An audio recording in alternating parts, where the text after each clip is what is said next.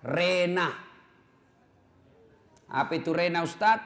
Singkatan dari R, E, N, A, H. Rena. Apa itu Rena, Ustadz? Satu, ramah. Maka istri yang soleha bertutur kata yang sopan santun kepada suaminya. Bicaranya santun, ngomongnya sopan, maka itulah istri yang baik. Ibu.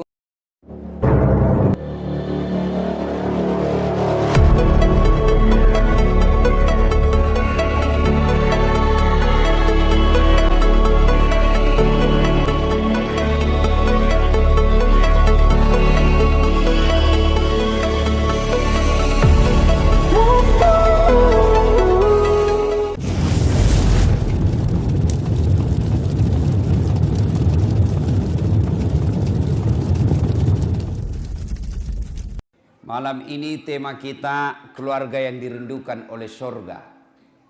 Ya, keluarga itu terdiri dari 3 unsur, minimal 2, umumnya 3. Apa itu? 1, suami, 2, istri, 3, anak. Ini satu keluarga. Ya, nah, untuk dirindukan oleh surga, maka ketiga unsur ini harus melaksanakan tugasnya masing-masing. Surga dunia maupun surga akhirat. Adakah surga dunia? Ada. Ada surga akhirat? Ada. Kewajiban kita percaya rukun iman. Percaya kepada akhirat. Salah satu rukun iman yang 6 itu percaya kepada akhirat. Kalau orang tidak percaya kepada akhirat, maka dia akan melakukan apa saja semau-maunya. Mari kita lihat, untuk membentuk keluarga yang harmoni, yang dirindukan oleh surga, pertama, hati-hati milih pasangan. Hati-hati milih istri, waspada milih suami. Bagaimana cara memilih istri? Bagaimana pedoman agama memilih suami? Kata Nabi, nikahilah seorang perempuan kalau dia perempuan. Nikahilah seorang lelaki kalau dia lelaki. Untuk apa? 4 hal. Jadi kalau dia laki-laki nikahi perempuan karena 4 pertimbangan. Kalau dia perempuan terima laki-laki karena 4 hal. Apa itu? Pertama kata Nabi, nikahilah dia dengan melihat 1, kecantikannya. Penting milih perempuan cantik. Penting milih laki-laki gagah. Kenapa? Karena hampir 24 jam di depanmu. Baru pulang kantor, dia lagi. Mau tidur kita, dia lagi di depan kita. Mau sarapan, ada lagi dia. Berarti kalau jelek, pasti cepat ganti casing. Iya toh? Maka penting cari perempuan cantik, tapi tidak boleh menjadi pilihan utama. Kenapa? Karena cantik itu ada batasnya. Cantik itu ada waktunya. 17 tahun sweet 17 kau tersenyum, semua orang terpesona di komplek ini. 17 tahun. Tapi balik itu angka 17. 71 tahun. Kau tersenyum, lari cucumu. Kenapa? Dikira mau digigit. Apalagi zaman sekarang, jangan percaya cantik. Kenapa?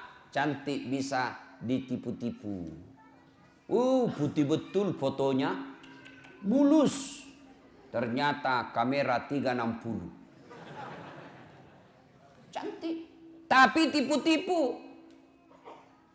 Hitam aslinya, ketemu aslinya. Putih di fotonya, ketemu aslinya hitam. Mukanya putih betul, hitam, lehernya hitam.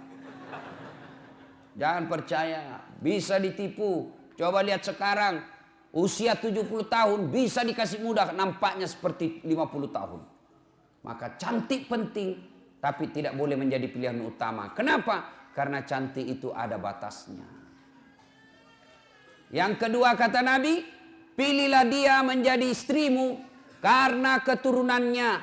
Penting melihat keturunan, tapi tidak boleh menjadi prioritas utama. Kenapa? Karena ada orang, bapaknya Nabi, anaknya pengkhianat. Belajar dari kisahnya Nabi Nuh.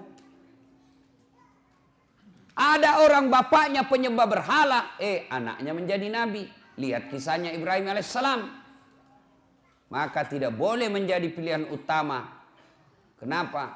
Karena sejarah mengajarkan ada orang bapaknya pengkhianat, anaknya menjadi beriman.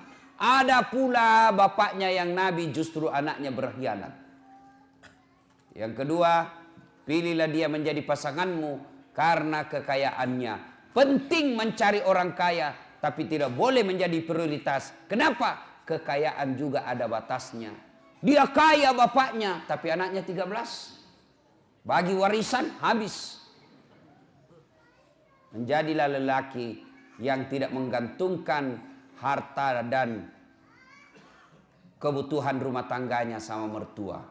Ketika Anda terlalu menggantungkan kehidupan ekonomi dalam rumah tanggamu kepada mertua, maka kalian tidak akan independen, kalian tidak akan bebas, dan kalian akan selalu hidup di telunjuk jari mertuamu. Kau merdeka lah. Dan yang keempat kata Nabi, nikahilah dia karena apa? Karena agamanya.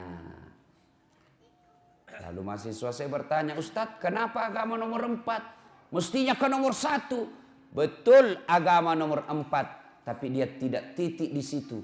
Dia koma, lalu ditegaskan oleh Nabi, utamakan agamanya, karena dengan agama kau dapat keempat-empatnya. Untuk mendapat, dialah keturunan baik-baik, dia cantik, dia orang kaya, kemudian bagus agamanya. Kumpul empat-empatnya ini, 1000 perempuan belum tentu ada satu. Ada yang cantik mukanya, akhlaknya kesurupan. Ada lagi anak orang kaya, mukanya lagi hancur. Ada lagi keturunan baik-baik, miskin lagi. Untuk mendapat sempurna 4 sangat sulit. Kalau ada di Bengkalis ini, di komplek Duri ini, kalau ada ibu, tolong tunjukkan saya juga masih mau. Jatah kita kan 4 giga bos. Sayang kita dikasih 4 giga kok cuma pakai 1 kuota weh. Sayang pak, mubasir 3 giga. Iya kan, 1 giga kabur gambar, hilang-hilang sinyal. Tiba-tiba haid, hilang lagi sinyalnya.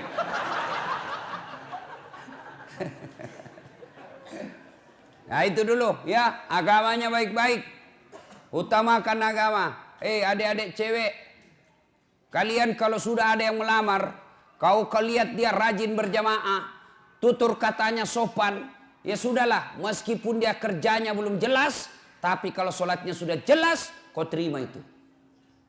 Jangan kau terlalu sombong, mentang-mentang kau sudah kerja, mentang-mentang kau sudah baik pendapatanmu, ada yang datang melamarmu penghafal Quran, apa kau bilang? Berani betul lamar saya. Apa modalmu? Ya modalnya hafalan Quran. Orang yang hafal Quran itu Quran berjalan. Kau tolak, Allah tutup pintu jodohmu. Akhirnya kau jadi gasturi. Tahu gasturi? Gadis tua Republik Indonesia.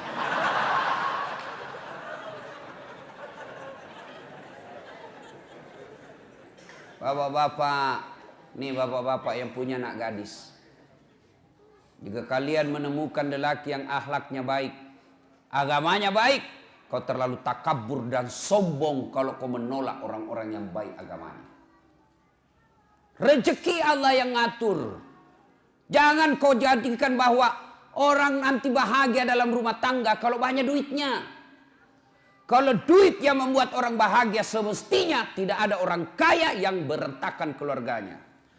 Kalau gara-gara duit orang bahagia, mestinya tidak ada orang kaya yang bercerai. Tapi buktinya berapa banyak orang kaya akhirnya berujung perceraian. Kenapa? Karena dia tidak temukan kebahagiaan dalam duit. Saya bilang sama istriku, tidak usah kau cemas soal duit. Duit tidak kau bawa mati. Ngapain kau cemas soal duit? Duit kau tidak bawa mati. Langsung dia bilang membalik, langsung dia bilang, iya betul duit tidak dibawa mati. Tapi kalau tidak ada duit rasanya mau mati.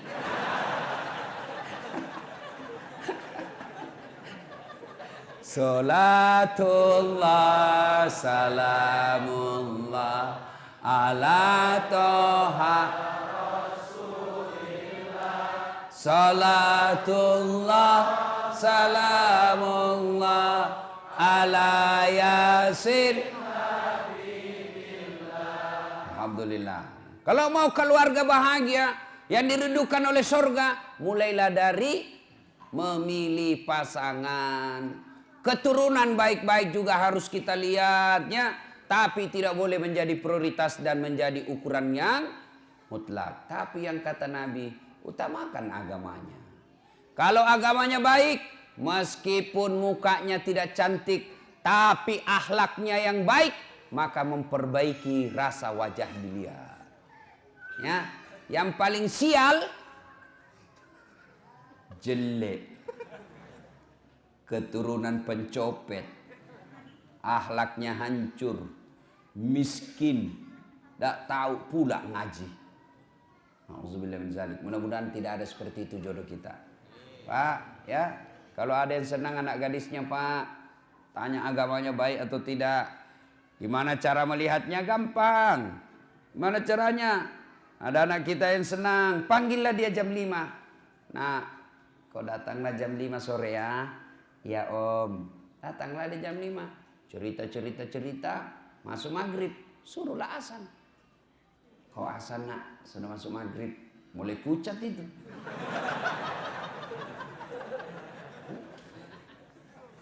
Sudah asan, nah, suruh imam sholat. Nah, sekalian kau imam sholat maghrib. Sebentar lagi kau akan menjadi imam bagi anak saya. Saya kau mendengar. Gimana kau imam?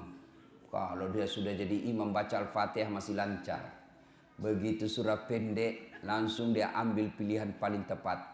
Kul huwallahu ahad. Sudah perlu mencurigakan itu, Pak. Tapi sayang, seribu sayang, manusia akhir zaman sekarang, kalau ada yang lamar anaknya, langsung dia tanya, di mana kerja? Ada mobilnya enggak? Sudah ada rumahnya? Tidak salah. Tapi semua yang Bapak tanyakan itu tidak ada gunanya ketika agamanya tidak beres. Saya ini hampir tiap hari orang curhat. Berapa banyak perempuan yang disengsarakan. Kenapa? Karena suaminya kaya, cakep. Kaya cakep inilah yang kadang-kala kurang ngajar. Kenapa? Karena dia pikir saya kaya, banyak duit, siapapun saya mau pasti dia mau sama saya. Karena dia anggap gampang. Maka, bapak-bapak yang punya istri, yang punya suami, lalu punya anak, ada yang lamar anakmu, maka lihat agamanya. Agamanya dulu. Semoga dengan pertimbangan agama, ketika usia senja, anak-anakmu nanti insya Allah mengurusmu ketika kalian sudah tua. Tapi kalau agamanya tidak baik, meskipun penghasilnya banyak, rumahnya banyak, mobilnya mewah, kau datang ke rumahnya, dia lebih sayang sama potnya daripada kalian mertuanya. Pecah potnya marah, apa itu bapakmu? Sudah pensiun bikin jengkel saja kerjanya. Apa enaknya sudah gitu, Pak? Lebih hormat sama karpetnya yang harga puluhan juta, hanya karena kalian di situ tiba-tiba jatuh gigi palsumu. Marahlah dia. Nah, itu kalau dia terlalu kaya tapi tidak baik agamanya, lebih dihargai harta yang ada di rumahnya daripada kehadiran mertua dan orang tuanya. Pilih agamanya. Ya. Nah, itu dulu cara memilihnya. Pegang ini. Adik-adik yang belum menikah, nah itu pegang itu 4. Lihat agamanya, utamakan itu. Bagaimana kami yang sudah punya istri, Ustaz? Bapak boleh evaluasi ulang. Ya. Kalau berani. Ibu-ibu mau masuk surga, Ibu? Mau, Ibu? Bukan cuma mau surga, dirindukan oleh surga, Ibu. Mulai cemas ibu-ibu. Gimana caranya, Bu? Suruh suami kawin lagi. Oh, langsung dia bilang, banyak jalan menuju surga, Ustaz. Memang banyak, tapi macet. Ini jalur pintas, tidak perlu kau tahajud tiap malam. Dia bilang, sakit hati sih Ustadz, berat Ustadz. Memang ibu sakit hati, sebab hadiahnya sorga. Kalau tidak sakit hati, hadiahnya kipas angin. Ya, berikutnya. Suami harus tahu tanggung jawab kepada istri. Istri harus tahu tanggung jawab kepada suami. Anak melaksanakan kewajibannya kepada orang tua melaksanakan kewajibannya kepada anak. Mari, sudah nikah. So, pertama, kewajiban istri. Nah, ibu-ibu mau menjadi istri yang soleha? Mau ibu? Kenapa cuma 17? Mau ibu? Nah, ibu kalau mau, ini laksanakan tugas-tugas istri yang soleha. Istri yang soleha itu selalu saya rumuskan menjadi satu kata. Istri yang soleha. Satu kata. Apa itu? Rena. Apa itu Rena Ustadz? Singkatan dari R, E, N, A, H. Rena. Apa itu Rena Ustadz? Satu, ramah. Maka istri yang soleha bertutur kata yang sopan santun kepada suaminya. Bicaranya santun, ngomongnya sopan, maka itulah istri yang baik. Ibu, ketahuilah, tidak ada suami yang senang ketika dikasari sama istrinya. Meskipun istrinya lebih banyak penghasilannya, meskipun istrinya lebih tinggi pendidikannya, meskipun istrinya lebih tinggi status sosialnya, tapi suami merasa saya lakimu, saya suamimu, saya kepala rumah tanggamu, tolong hormati saya. Makanya kadangkala kalau laki-laki sudah marah, dia kadangkala bilang, saya tahu uangmu banyak. Saya tahu kau orang tua mau orang kaya. Saya tahu gajiku tidak seberapa. Tapi tolong hargai saya sebagai suamimu. Tuh laki-laki. Maka ibu kalau kau mau dapat kasih sayang suamimu, tolong hormati. Salah satu cara menghormatinya, jangan kau bicara kasar sama suamimu. Alangkah bahagianya seorang suami. Datang istrinya, datang suaminya cari nafkah. Disambut dengan kalimat dan sopan santun. Assalamualaikum kakandaku Arjunaku. Waalaikumsalam adindaku Sri Kandiku. Bagaimana kabarmu bang selama hari ini? Capek deh, meskipun engkau capek, aku akan membuatmu bahagia di dalam. Silahkan masuk bang. Ini tidak, kita baru pulang muka cemberut. Baru datang suaminya langsung ditunjuk. Dari mana kau terlambat lagi nih? Tadi saya telepon kau tidak apa. Dari mana kau? Bagaimana kita tidak cepat mati? Ya, Bu. Maka ketika kita mendapat istri yang sopan berbicara, itulah surganya dunia. Bapak senang enggak perempuan yang kasar? Mana ada mau Pak? Kan kita senang yang lembut-lembut bicara. Kita pas pulang tunduk-tunduk capek. Waduh capek betul. Hari ini keras sekali perjuangan di kantor. Maka istrinya membahagiakannya. Sabar bang. Memang begitulah cari nafkah. Mudah-mudahan capek itu akan menjadi pemberat timbanganmu di akhirat kelak. Meskipun kerjamu berat. Tapi saya tetap meringankan segala kewajibanmu di dunia ini. Enak perasaan kita Pak. Baru kita datang, capek di pasar rugi, di jalan macet, panas lagi. Baru kita datang, dia bilang memang kau bego. Dagang kau rugi, bawa mobil tabrakan, enggak ada bego. Hancur kita punya harga diri, dibego-begoi sama istri. Iya kalau dia cantik, ini gendut.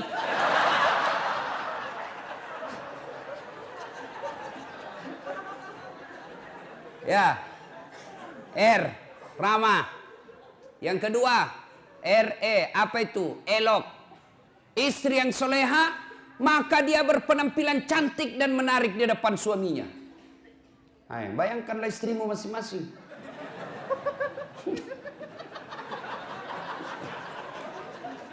Cantik dah kalau kau di rumah.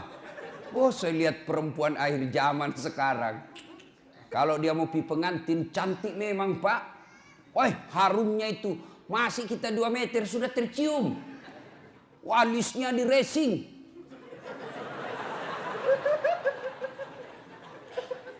Gitu tuh. Saya lihat tuh di Facebook perempuan sekarang banyak yang palsu Pak. Alisnya tebal, palsu. Bibirnya merah, palsu. Pipinya kebiru-biruan, palsu. Matanya biru, palsu. Giginya rapi, palsu. Pantatnya gabus. Cantik memang kalau mau nepi pengantin. Masya Allah, cantik betul. Harum. Klimis. Tapi kalau mau tidur sama suaminya, la haula wala quwwata illa billah. Kan kita ini membayangkan di kantor capek, berpikir kita di jalan macet, kita berharap mudah-mudahan sampai di rumah kita dilayani dengan baik. Perempuan yang kita akan datangi membuat kita senang. Sampai di rumah dilihat istri di depan rumah pakai daster, kelihatan tali BH. Dikasih tahu baru turun kita dari mobil. Oh, istri saya kok kayak gini. Iya tuh. Ditegur, kelihatan itu tali BH-mu, dilihat semua orang. Apa dia bilang? Jangan lihat BH-nya Pung. Yang penting rasanya bos. Ya, halo Bu. Bu. Ibu. Woi. Mau ndak dirindukan surga? Maka ketika kau tidur berpakaianlah yang cantik.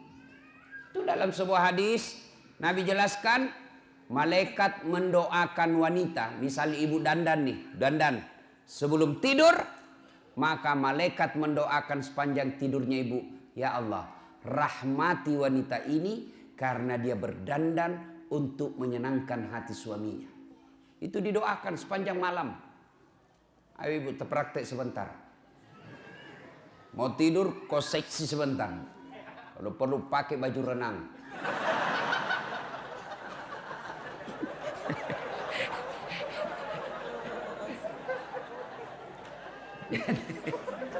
Dan juga salah paham.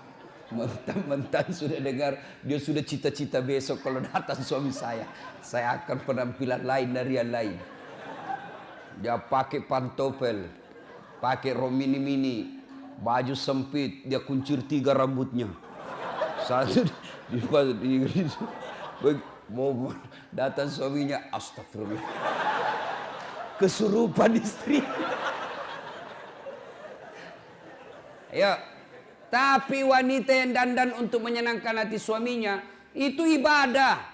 Bahkan wanita soleha itu kata Nabi, mereka yang ketika dipandang oleh suaminya menyenangkan hati suaminya. Tapi sayang perempuan kita sekarang Pak, terbalik. Dia mau tidur seadanya. Begitu dia mau keluar rumah, mau menyenangkan hati suaminya orang. Berdandan, pakai baju baru. Siapa yang cicilkan baju ibu? Hah? Woi! Jangan ketawa, saya serius ini. Siapa yang cicilkan baju di rumah? Suami. Siapa yang belikan kalian baju? Suami. Lalu kenapa kalian ketika mau tidur kalian pakai seadanya? Ini wanita akhir zaman. Mau menyenangkan hati orang ketika mau pesta. Mau pergi arisan dia cantik. Mau pergi keluar cantik. Tapi giliran mau tidur sama suaminya, pakaian seadanya. Bukan begitu yang diajarkan oleh Nabi. Pakailah. Pakai parfum ketika mau tidur. Pakai sikat gigi. Nggak ada parfum. Kau cari itu pengharum ruangan.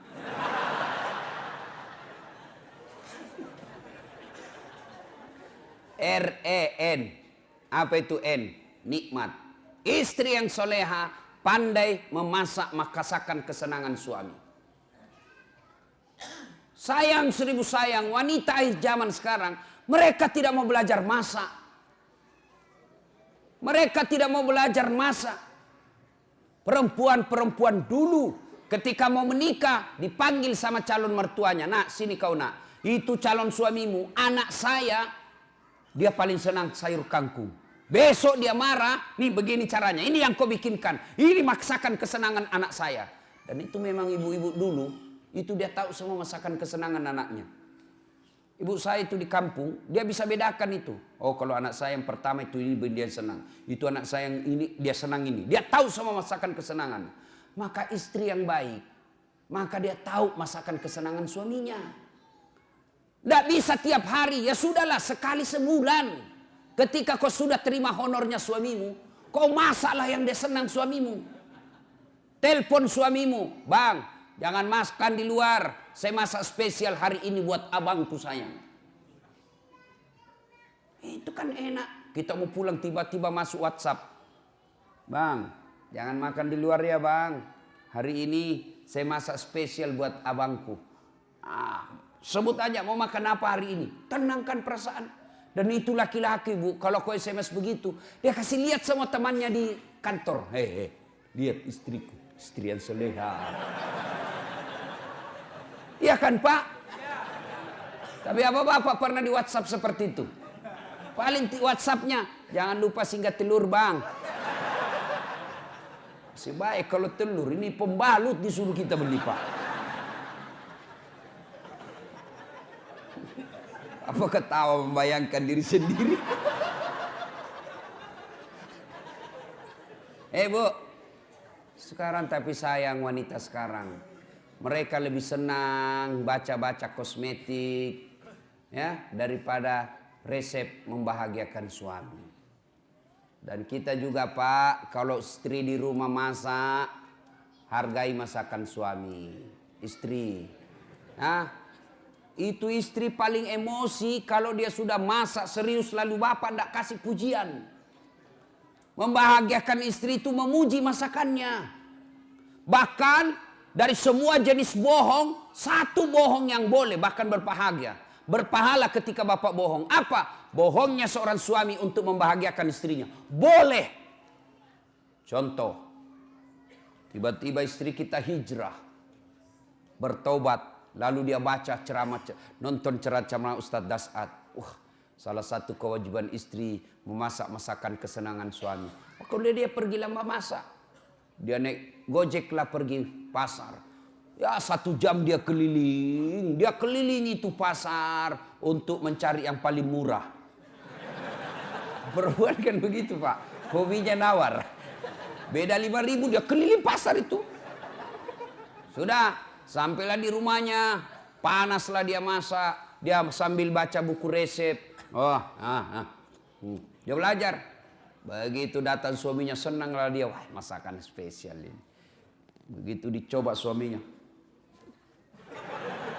Langsung dilistrik. Kenapa bang? Enak betul. Barusan saya dapat masakan seperti ini. Nyaman.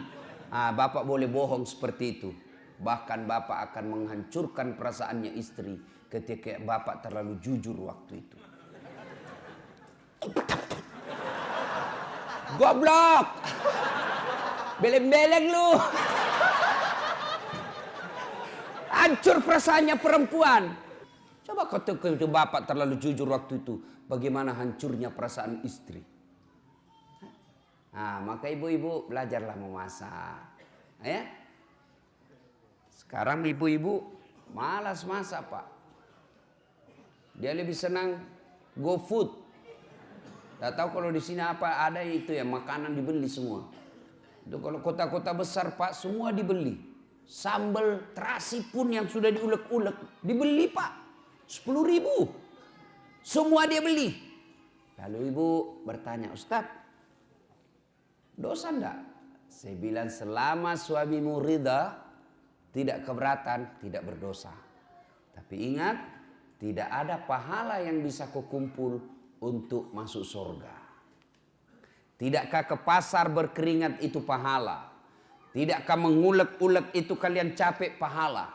Tidakkah Anda ibu memasak itu pahala? Ketika proses itu tidak kita alami, proses membeli ke pasar, proses mengupas, proses memasak, proses menggoreng, tidak ada semua proses itu, maka tidak ada pahala yang kalian dapat. Dan ketika pahala Anda tidak ada, maka apa harapanmu masuk ke dalam surga? Apakah orang masuk surga karena tidak punya dosa? Ibu-ibu, apakah orang masuk surga karena tidak punya dosa? Kalau orang masuk surga tidak punya dosa, maka tidak ada isinya surga kecuali Muhammad sallallahu alaihi wasallam. Hanya satu manusia yang tidak punya dosa, dialah baginda kita Muhammad sallallahu alaihi wasallam. Kalau kita ini muka-muka penuh dosa semua ini, Pak. Lalu kenapa orang bisa masuk surga? Ketika ditimbang pahalamu dengan keburukanmu, timbang punya timbang, ternyata lebih banyak pahala kebaikanmu daripada dosamu, akhirnya kau masuk surga. Itu sebabnya. Maka ibu-ibu, memasak adalah pahala. Maka mulai besok masaklah. Apa hebatnya kalau ibu memasak? Apa hebatnya kalau ibu-ibu memasak di rumah? Satu, jelas halalnya. Ibu masak jelas halalnya. Masakan di luar belum tentu halal. Ayam potong, hati-hati. Banyak ayam potong yang mungkin bangkai.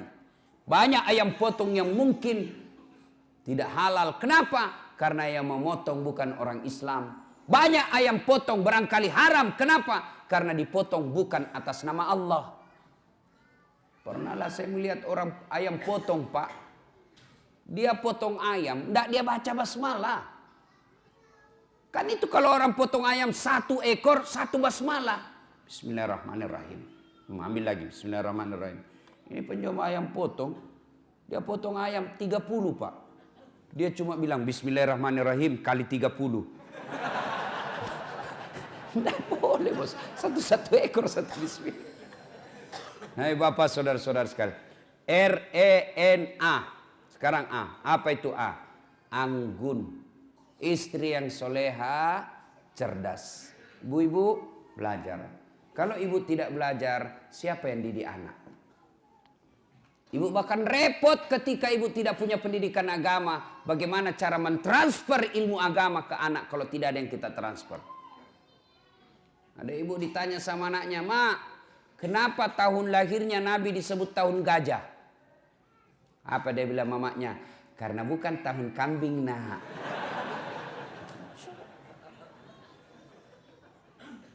Ilmu ibu untuk mendidik anak. Maka ibu-ibu sekolah kuliah tinggi-tinggi sebenarnya bukan sekedar untuk cari kerja. Ibu-ibu jadi dokter, jadi sarjana, jadi magister. Bukan sekedarnya untuk status sosial semata. Bukan untuk mempermudah dapat kerja. Tapi yang lebih utama, ilmu yang ibu dapat di kampus. Ilmu yang ibu dapat di uni perkuliahan. Tujuannya apa? Untuk mendidik anak-anak di rumah. Jangan lagi berkata, wah rugi saya sekolah tinggi-tinggi tidak jadi pegawai. Tidak ada ruginya menuntut ilmu. Ilmu yang kita dapatkan di bangku kuliah, insya Allah kita akan tiriskan ke anak-anak kita. Harus belajar. Ibu juga kalau tidak belajar, dibodoh-bodohi sama suami. Suaminya alasan rapat, ternyata pergi merapat. Itu kalau ibu beleng-beleng. Yang kelima, istri yang soleha punya sifat H. Apa itu H? Hemat, pandai, mengatur, memanajemen, mengelola keuangan keluarganya. Karena berapa banyak laki-laki akhirnya berurusan dengan aparat hukum dan dihina dan dipermalukan masuk penjara. Gara-gara apa? Istrinya tidak mensyukuri penghasilan suami. Apa kek kau sikat di kantor, Pak? Apa kek? Masa ini kita sudah 5 tahun menikah tidak pernah kau belikan seemas? Malulah suaminya. Akhirnya apa? Menyalahgunakan jabatan. Ketangkap polisi. Gara-gara apa? Istrinya tidak mensyukuri apa yang Allah berikan kepadanya. Ibu. Ibu. Dengar ini. Semua laki-laki ingin membahagiakan istri. Semua kami laki-laki ingin memberikan apa yang diinginkan oleh istri. Belikan emas. Belikan kamar yang baik. Kasih sesuatu yang apa yang dia mau. Kasih intan berlian. Tapi apa boleh buat? Rezeki dari Allah. Bukan kita yang ngatur. Tapi Allah. Sama jenis kerjaan kita. Sama pekerjaan kita. Sama kantor kita. tapi demi Allah rezeki kita masing-masing beda. Ada 3 kewajiban Allah, ada 3 hak Allah yang tidak boleh dicampuri oleh manusia. Itu rahasia Allah, itu menjadi hak prerogatif Allah, tidak boleh manusia campuri. 3, apa itu? Jodoh. Ini rahasia Allah. Biar kalian mau sekali, kalau bukan jodoh tidak jalan. Pacaran 11 tahun tidak jodoh, tidak masuk. Tapi kalau jodoh baru kenal 2 bulan, jodoh ditangkap hansip kasih nikah. 2, ajal. Kalau sudah tiba saatnya, tidak bisa diundur dan tidak bisa dimajukan. Itulah ajal. Yang ketiga, rezeki. Rezeki ini Allah yang ngatur. Bapak ibu tidak usah cemas. Allah yang tentukan rezeki kita. Maka ibu, berapa penghasilan suamimu? Selalulah ucapkan Alhamdulillah. Bang, jangan menghalalkan segala cara bang. Saya istrimu, berapapun yang kau dapat, berapapun yang kau bawa ke rumah, saya ikhlas dan akan menerimanya dengan senang hati. Karena memang itulah rezeki yang Allah sudah tentukan untuk rumah tangga kita. Tenang kita suami. Nah, itulah jadi istri yang soleha. Ibu mau tahu lagi rahasia suami, supaya dia tidak marah. Selain hargai dia, jangan bicara kasar, urus anaknya dengan sebaik-baiknya. Karena itulah prestasi terbesarnya seorang suami, anak. Nah, bapak-bapak mau punya istri seperti yang saya jelaskan tadi? Mau? Mau? Nah, bapak juga harus jelaskan tugasnya sebagai suami. Apa tugas sebagai suami? 1, mendidik. Didik istri kita, didik anak-anak kita. Gimana kita mau mendidik istri kalau kita sendiri tidak bisa memberikan teladan?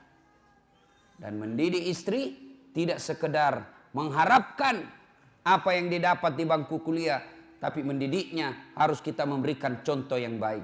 Tidak mungkin istri kita bisa sholat subuh lebih awal kalau suaminya sendiri sudah jam 7 masih tidur. Tidak mungkin istri kita bisa berbicara yang santun kalau kita laki-laki setiap marah kasar ngomongnya. Engkau goblok memang kau. Apa dia tahu ini si gendut hitam, pulang kau di rumahmu. Apa? Sepertilah Rasulullah Muhammad SAW. Beliau rumah tangganya beliau kecil. Coba lihat, baca itu sejarah hidup rumah tangga Rasulullah.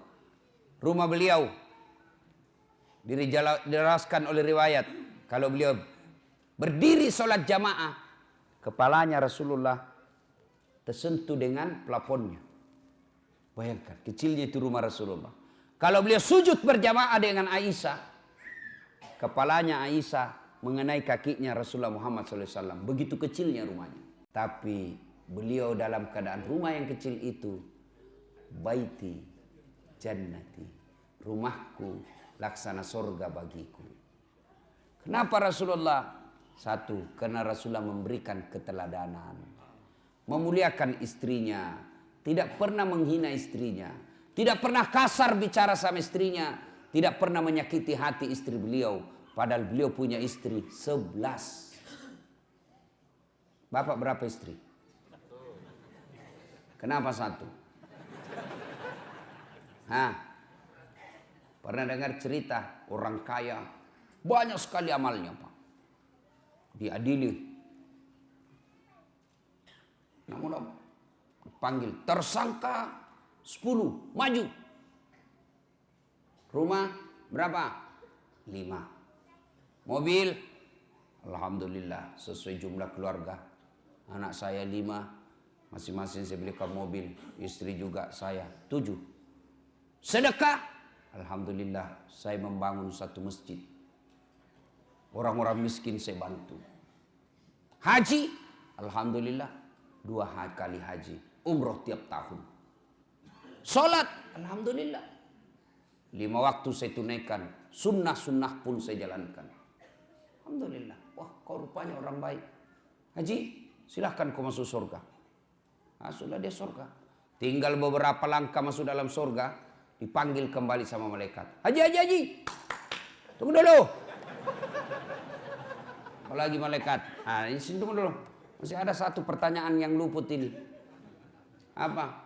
Berapa istrimu? 1. Weh, kenapa cuma 1? Kau kuat banyak duit. Rumahmu saja 5, mobilmu 7, banyak uangmu. Kenapa 1? Saya takut sama istriku Tuhan. Ini pelanggaran besar. Kau lebih takut sama istrimu daripada Tuhanmu. Ini syirik, masuk ke neraka. Makanya bapak-bapak hati-hati Pak. Marah ibu-ibu di belakang. Bapak saudara-saudara sekalian ya. Nah, kewajiban suami mendidik istri. Lihatlah Rasulullah. Rasulullah itu memberikan keteladanan. Lebih banyak memberi contoh daripada jangan ini, lakukan ini, lakukan ini. Tidak. Nabi mendidik istrinya dengan memberi contoh. Kalau bapak berkehendak istri rajin sholat, maka bapak beri contoh tidak pernah menelehkan sholatnya. Kalau bapak mau berharap istri sopan kepada bapak, maka bapak yang lebih utama dulu memberi contoh sopan kepada istri. Rasulullah berapa istrinya? 11. Dari 11 itu Pak, tidak pernah satupun yang mengatakan, nyesal saya menikah sama kamu Muhammad, rugi saya nikah sama kamu, rugi. Tidak. Padahal bapak pun tahu 11. Bapak cuma 1 punya istri, menderita lahir batin. Nabi lelaki romantis. Nabi baca itu buku Barasanji. Dijelaskan dalam kitab itu, Nabi sendiri yang jahit pakaiannya. Nabi sendiri yang sediakan sarapannya. Nabi sendiri yang bersihkan tempat tidurnya. Coba bayangkan. Nabi, kekasih Allah. Manusia paling mulia. Yang namanya selalu digandengkan dengan namanya Allah. Tidak malu, cuci pakaiannya sendiri. Menjahit bajunya, membersihkan tempat tidurnya. Mana ada laki-laki seperti itu di sini? Itu Nabi Pak. Kita mentang-mentang baru security. Gengsi bersihkan tempat tidur. Tolong hargai saya. Saya security.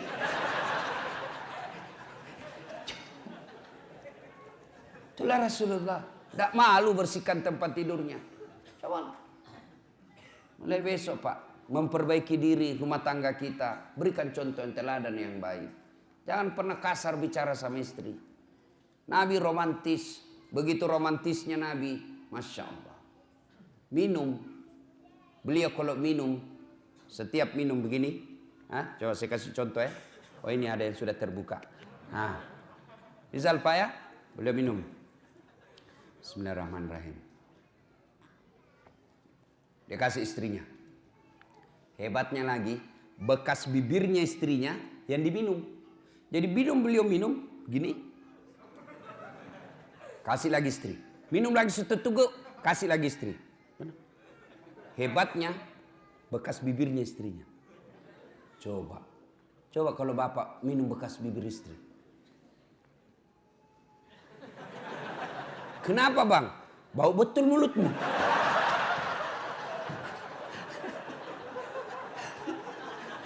Salatullah salamullah ala toha Allah salamullah ala yasin. Alhamdulillah. Berikutnya, sudah punya suami, punya istri, hamil, melahirkan anak. Kewajiban bersama antara orang tua kepada anaknya. Apa kewajibannya? 1, lahir anakmu, kasih nama yang baik. Nama yang baik nama artis? Bukan. Nama yang baik nama selebriti? Bukan. Nama yang baik, nama yang ada doa dan harapan kebaikan di dalamnya. Kasihlah nama-nama sahabat Nabi. Nah, saya kasih kau nama Khalid. Ini Khalid, salah satu sahabat Nabi yang menjadi panglima perangnya Umar bin Khattab, dibawa kepemimpinan komandonya Khalid bin Walid.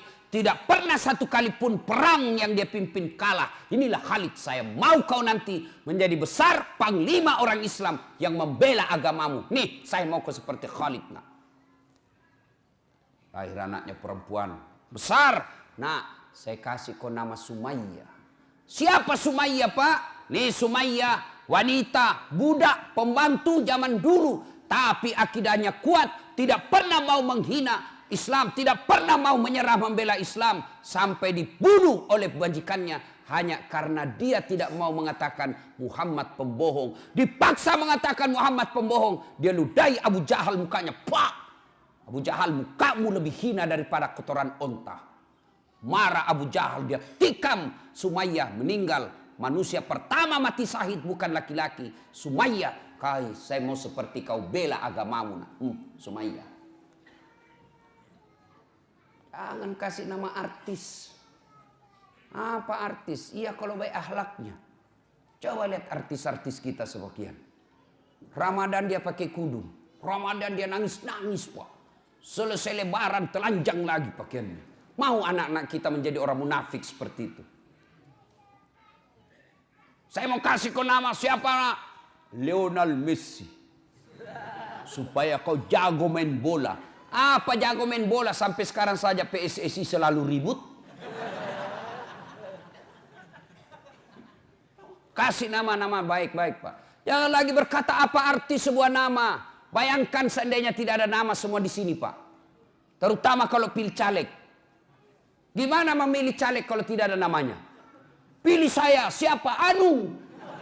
Pilih saya, siapa? Anu. Ini repot, Pak. Nama adalah simbol dalam ilmu komunikasi. Begitu Bapak dengar nama Dasat Latif, pasti apa yang ada di benak Bapak? Oh, Ustaz beleng-beleng. Ya kan, itu simbol. Simbol. Nama dalam Islam, nama adalah doa, nama adalah identitas. Coba. Saya kasih kau nama Mutmainnah. Apa artinya mutmainnah? Jiwa yang tenang. Maka setiap orang memanggilnya Mutmainnah. Wahai kau jiwa yang tenang. Orang doakan.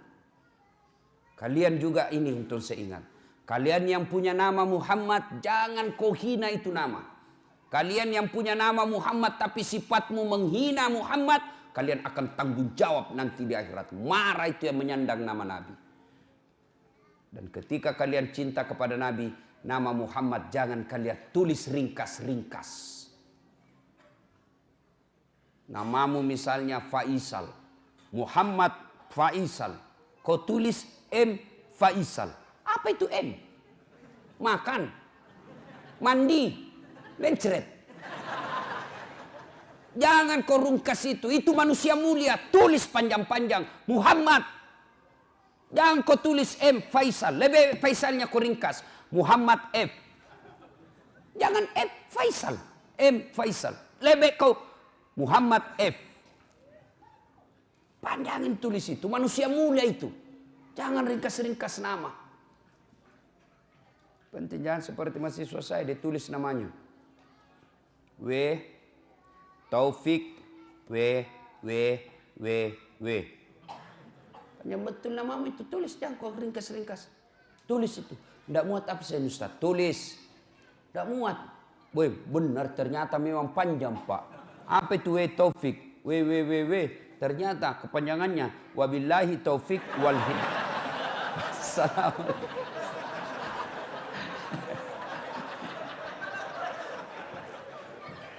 Dua, nama adalah identitas. Satu, nama adalah doa. Yang kedua, nama adalah identitas. Ciri. Coba Pak. Kalau Bapak sebut nama, minimal saya bisa 2 tahu. Coba Bapak sebut nama.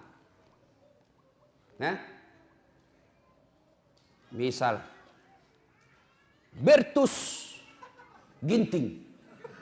Biasanya non muslim ini Pak. Iya toh? Iya. Dari nama saya bisa tahu. Muhammad Iqbal pasti Islam. Bertus Ginting non muslim. Yang kedua suku. Dari nama saya tahu sukunya ini siapa. Siapa namamu? Ambot Dalle. Bugis. Tidak mungkin Ambot Dalle Jawa. Tidak mungkin.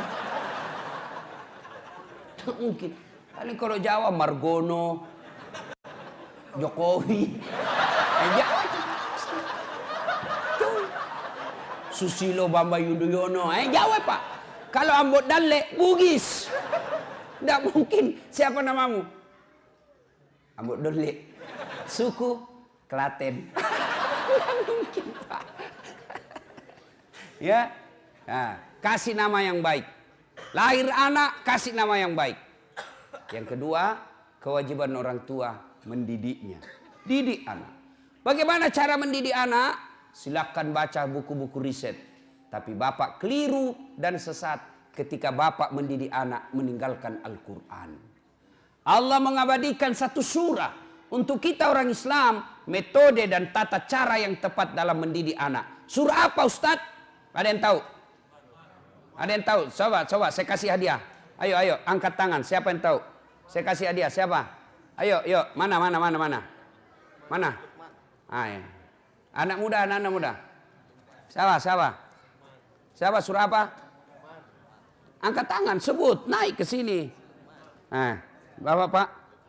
Surah ayat. Karena Bapak lupa ayatnya cuma 50 Bapak hadiah. Hadiah. Siapa yang tahu surah apa? Ya kan sudah ditahu surah Luqman. Ayat berapa? Ayo Bapak. Ayat 12 sampai? Pokoknya ayat 12 sampai dan seterusnya. Ini hadiahnya Pak. Coba Pak. Lain-lain itu rasanya uang Ustadz Pak. Ya. Tabe. Ada anak muda yang bisa? Ya, ada. Surah berapa? Luqman ayat 12 sampai? Kau bukalah. Supaya Bapak berhenti penasaran, buka nanti. Mulai dari surah Luqman ayat 12 dan seterusnya. Bagaimana Al-Quran mendidik anak? Di situ, ya bunayya la tusrik billah. Wahai anakku, jangan kau menserikatkan Allah. Itu dulu ajarkan anak-anak kita. Bagaimana cara mendidik anak yang masih kecil, usia 2 tahun, 3 tahun. Bagaimana cara mendidik anak? Biasanya anak-anak kita senang dengan lagu, maka perkenalkan agama tauhid dengan lagu-lagu. Dengan lagu apa? Lagunya Umi Rama. Katakan Tuhan itu satu. Itu lagunya Umi Rama. Kasih lagu-lagu yang Islami. Topi saya bundar, bundar topi saya. Kalau tidak bundar, bukan topi saya. Ya pastilah karena kepala kita bundar. Gantilah itu lagu. Tuhan saya Allah, Allah Tuhan saya. Kalau bukan Allah, bukan Tuhan saya. Itu akidah. Banyak Tuhan.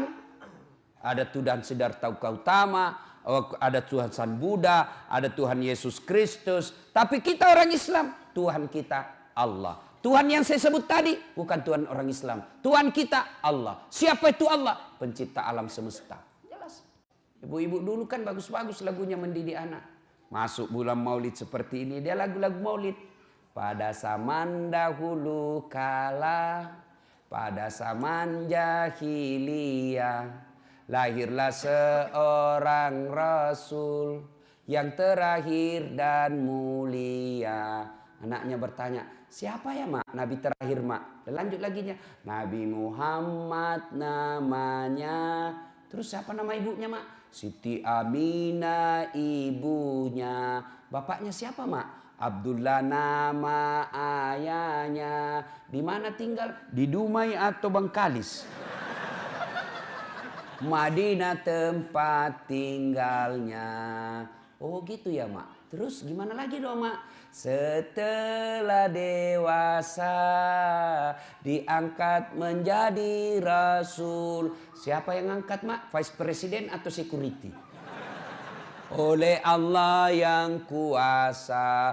Allah itu siapa mak? Pencipta alam semesta. Itu dulu tuh ibu-ibu dulu. Masuk lagi bulan Rajab, bulan Isra Mi'raj, lagu lagi. 27 Rajab Nabi Muhammad diisrakan dari Masjidil Haram ke Masjidil Aqsa. Tuh, ibu-ibu lagu dulu. Begitu suaminya sakit-sakit dan tua-tua, dibelai-belai rambutnya sambil menyanyi lagi. Bila Israel.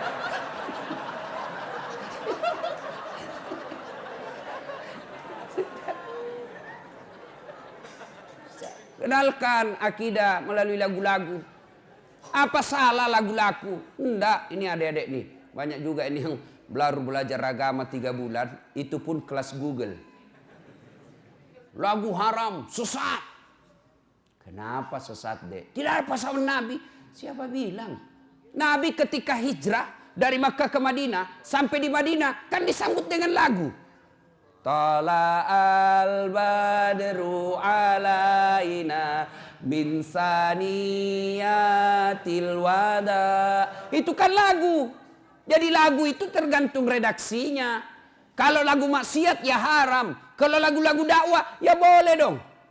Saya zaman kecil kan lagu-lagunya Umi Rahma masih hafal-hafal Pak. Ebit GAD. Mungkin Tuhan mulai bosan melihat tingkah kita yang selalu salah dan bangga dengan dosa-dosa. Bangga dengan dosa-dosa.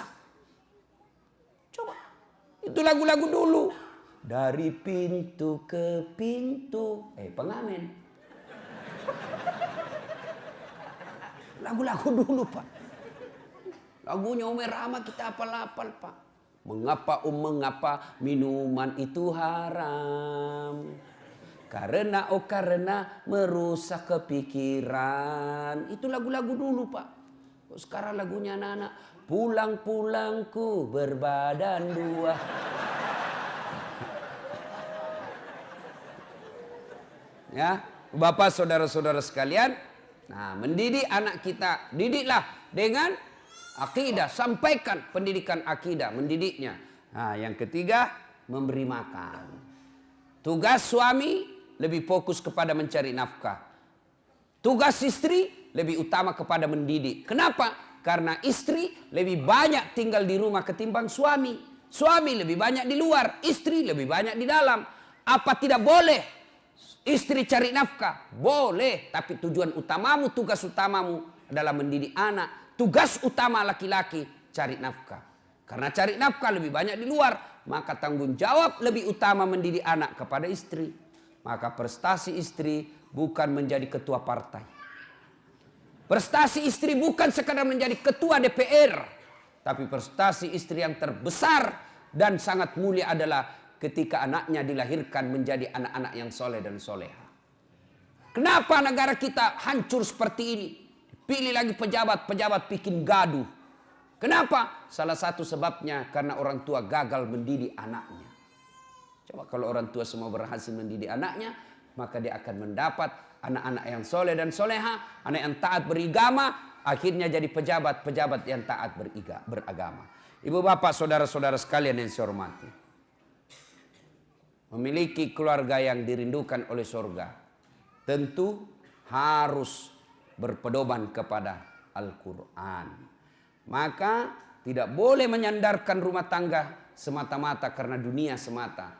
Karena dunia ini wa mal hayatud dunya illa mataul hurur. Dunia ini hanya tipu daya semata. Dunia ini tempat transit. Tujuan kita yang terakhir akan adalah sampai di akhirat. Maka Nabi mengajarkan kejarlah duniamu seolah-olah kau akan hidup selama-lamanya. Tapi jangan lupa kejar akhiratmu seolah-olah kau akan mati besok. Maka berimbang. Dunia tempat untuk mengejar akhirat. Akhirat adalah tujuan akhir kita. Jangan sampai terminal kita yang namanya dunia ini, tempat transit kita yang namanya dunia ini, kita menghalalkan segala cara, lalu kita melupakan tujuan akhir kita, yaitu akhirat. Keraknya neraka ditempati orang munafik. Innal munafikina fid-darkil asfali minan nar. Sesungguhnya tempat orang munafik itu ada di keraknya neraka. Siapa orang munafik? Ada 3 karakternya orang munafik. Dipercaya dia khianat, berbicara dia bohong, Kemudian berjanji dia dusta. Nah, kita lihatlah ini. Waktu kampanye banyak janjinya. Pilih saya, pilih saya. Kalau kau pilih saya, telepon saya 24 jam. Begitu dipilih, dia ganti nomor HP-nya. Kau akan menjadi bahan bakar api neraka. Karena ada orang begitu, Pak. Kasihan. Dia pikir dunia ini adalah tujuan akhirnya. Jadi pejabat-pejabat pengkhianat. Jadi pejabat-pejabat yang korup. Maka nanti di akhirat kalian akan setengah mati menghadapi azab. Kalau Bapak berdosa sama saya, Pak, satu aja Bapak tempati bertobat. Datang saya maafkan, selesai persoalan. Tapi kalau Bapak menjadi pejabat, maka bukan cuma saya yang Bapak datangi semua pembayar pajak yang ada di Indonesia. Biasa saya lihat kalau ada pejabat korup, janji bohong, ketawa-ketawa, nyengir-nyengir, saya bilang, tunggu sakaratil maut. Tunggu, kau mau kemana? Kau pasti ketemu sakaratil maut. Dan ketika tiba saatnya, kalau dosa kepada Allah, Pak, gampang tobatnya. Saya kalau lihat pejabat yang nakal, bajingan, mengkhianat, saya bilang, kok bikinlah yang kau bikin. Kan Jibril kan pernah bernasihat sama Nabi. Muhammad, lakukan apa yang kau mau lakukan, tapi ingat pasti kau mati. Mau kemana? Nah, saya lihat itu pejabat, bikin saja, kau kemana, pasti kau mati. Itu aja harapan kita, Pak, didoakan dia cepat mati. Tidak usah kita ribut-ribut. Kau mau kemana, Pak? Bapak dosa sama saya. Dosa kepada Allah gampang. Andai saja boleh kau memilih dosa. Dosa kepada Allah dengan dosa kepada tetanggamu. Dosa kepada rakyatmu. Lebih kau dosa kepada Allah. Kenapa? Dosa kepada Allah gampang tobatnya. Dosa kepada manusia susah tobatnya. Dosa kepada Allah. Menyesal, mengakui, tidak ulang. Ganti dengan kebaikan, selesai urusannya. Tapi kalau sama manusia, Bapak harus datang minta maaf sama yang Bapak pernah sakiti.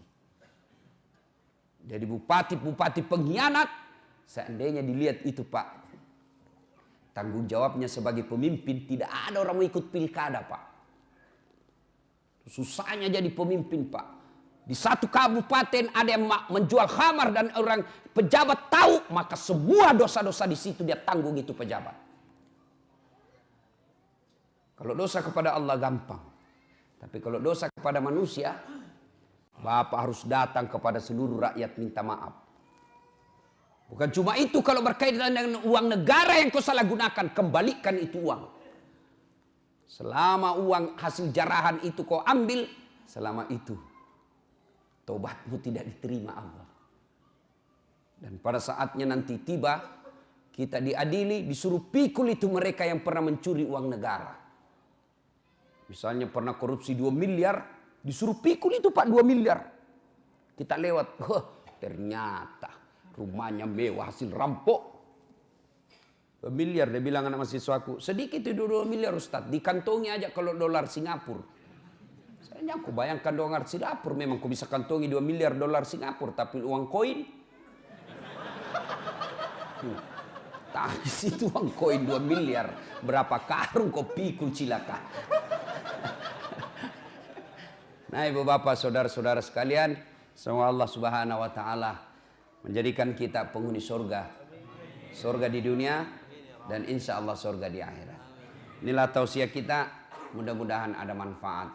Terima kasih kepada panitia yang telah berupaya mendatangkan saya berkomunikasi secara kontinu dan tidak henti-hentinya agar saya bisa datang ke tempat ini sehingga saya bisa bertemu dengan Bapak Ibu sekalian. Alhamdulillah senang bisa berjumpa dengan bapak-bapak. Cuma kadang-kala yang membuat saya agak tidak enak mendengarnya. Kalau begitu dilihat, dia bilang, ternyata aslinya kecil. Bilang aslinya gagah. Mudah-mudahan ada manfaat. Sebelum kita akhiri, mari kita berdoa pada Allah Subhanahu wa taala. Mohon izin mengirimkan suratul Fatihah kepada Rasulullah Muhammad sallallahu alaihi wasallam. Khasiat dan keutamannya, mohon keikhlasan untuk almarhum bapak saya. Ila hadratin Nabi Mustafa Muhammad sallallahu alaihi wasallam, summa hususil ruhil almarhum Abdul Latif bin Syapo. Al-Fatihah. Bismillahirrahmanirrahim.